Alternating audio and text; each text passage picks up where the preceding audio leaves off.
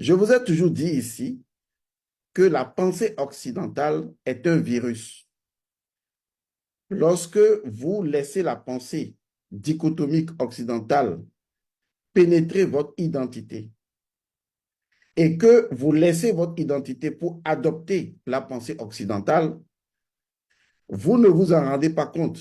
Vous réfléchirez bien, vous aurez un raisonnement, de la logique, mais ça n'empêche pas que vous êtes spirituellement, identitairement aliéné. Je vous invite à ne pas être en retard dans l'histoire et à avoir la connaissance.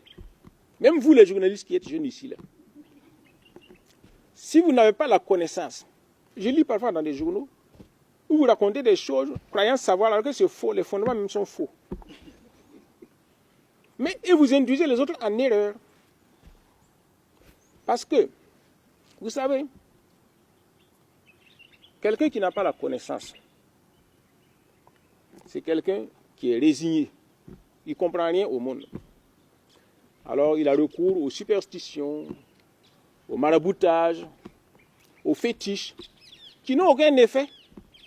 La preuve est que nos grands-parents, malgré leurs fétiches, là, ils n'ont pas pu empêcher les colons de venir nous canarder ici. Et actuellement, là, les terroristes qui nous massacrent avec des fusils mitrailleurs, là, mais où sont nos féticheurs qui ne peuvent même pas les détecter et qui ne peuvent pas résister face à eux? Donc ce sont des éléments de l'obscurantisme, dus au manque de connaissances. La connaissance partielle, dont beaucoup sont dotés, et y compris vous les journalistes, conduit à l'arrogance ou à la révolte, ce qui n'est pas constructif. On voit beaucoup de gens s'exciter parce que je sais que 1 plus 1 égale 2, alors donc je suis connaissant, etc. Ce n'est qu'une connaissance partielle, qui n'est pas constructive, qui conduit à l'arrogance ou à la révolte. Mais la connaissance parfaite, ce que je veux que vous acquériez, conduit à la révolution. La révolution n'est pas une révolte. Celui qui est révolté contre quelque chose. Mais il ne sait pas quel est le chemin qu'il faut prendre pour régler le problème de sa révolte. Le révolutionnaire est révolté contre un système qu'il veut réparer et il sait le chemin qu'il faut prendre. De ma part, parce que bon, n'ayant jamais été impliqué dans les fétiches, donc je ne peux pas prétendre connaître tous les aspects des fétiches. Et d'autre part aussi parce que je pense que dans ma compréhension, il y a une différence entre les fétiches et la culture et les coutumes. Maintenant, si des gens ont été choqués de bonne foi, alors je leur présente mes excuses. Ce que nous avons fait le 15 mai, c'est la journée des coutumes et des traditions. On n'a pas dit la journée des fétiches. Ensuite, ça a été sous le président Thomas Sankara qui a mis en place la Semaine nationale de la culture. On n'a pas dit Semaine nationale des fétiches, mais dit Semaine nationale de la culture. Et si vous remarquez, à la Semaine nationale de la culture, il n'y a pas de prix pour les féticheurs. Donc, ce qui veut dire que officiellement, il y a une différence nette entre la culture et les fétiches.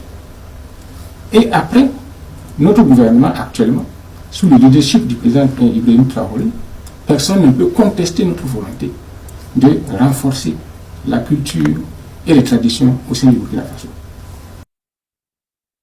C'est très important de comprendre ça.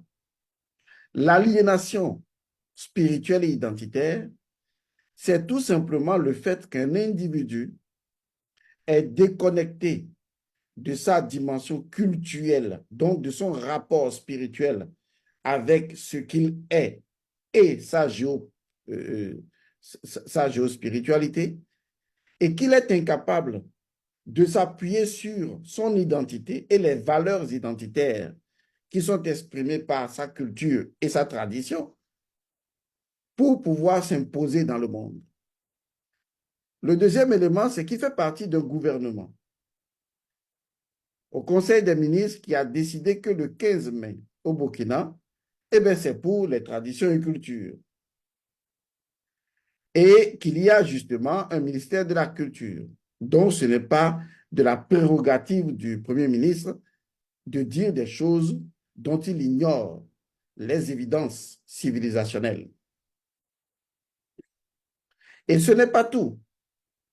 Il y a un autre traditionnaliste qui lui a fait la morale spirituelle en lui disant que la culture, c'est d'abord et avant tout la pensée spirituelle d'un peuple.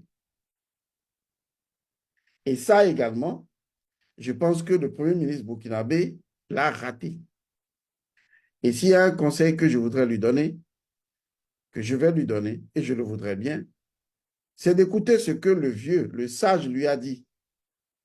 Puisque le sage a dit d'abord que ce qu'il a dit là, c'est qu'il a fait du mal même à ses propres ancêtres. Parce que c'est de ça que ses ancêtres lui ont légué le sang qui coule dans ses veines et qu'il peut fièrement porter un nom du Burkina en s'appelant, par exemple, Kielem de Tambela. Et si on doit remonter dans l'histoire de la fondation même du village dans lequel il est né, est-ce qu'il connaît les rites et traditions qui ont été opérés pour permettre la création d'un village? Les fétiches qui ont été mis en place pour coordonner des forces. Et il me plaît de lui poser une question. À toi, monsieur le ministre, le premier ministre burkinabé, dis-moi, où est ton placenta? Est-ce que tu as conscience de ce que tes parents ont fait de ton placenta? Je vais te le dire. Ils ont appliqué à ton placenta ce qu'on a toujours appliqué dans les traditions spirituelles ancestrales. Ils ont appliqué à ton placenta, justement, les fétiches. Parce qu'il faut bien comprendre ce qu'on appelle un fétiche et ne pas raconter dans la pensée et de la pensée occidentale un grand n'importe quoi. D'ailleurs, les plus puissants fétiches de l'Afrique ont été volés par les Occidentaux et gardés aujourd'hui et utilisés contre nous. Parce que personne, et je dis bien personne, personne n'entachera ce que représente notre dignité. Et cette dignité commence d'abord par la dignité spirituelle, la reconnaissance de ce que nous sommes dans toute sa totalité et non par un jugement biaisé occidental, dans toute sa totalité de ce que nous sommes en tant qu'héritiers de nos ancêtres et de ce qu'ils ont fait pour nous, qui nous maintient aujourd'hui en vie. Sais-tu ce que tes parents ont fait pour toi? Sais-tu ce que les parents de tes parents ont fait pour tes parents pour que toi tu sois? Sais-tu ce que les ancêtres de tes parents, de tes parents, de tes parents ont fait pour que toi tu sois?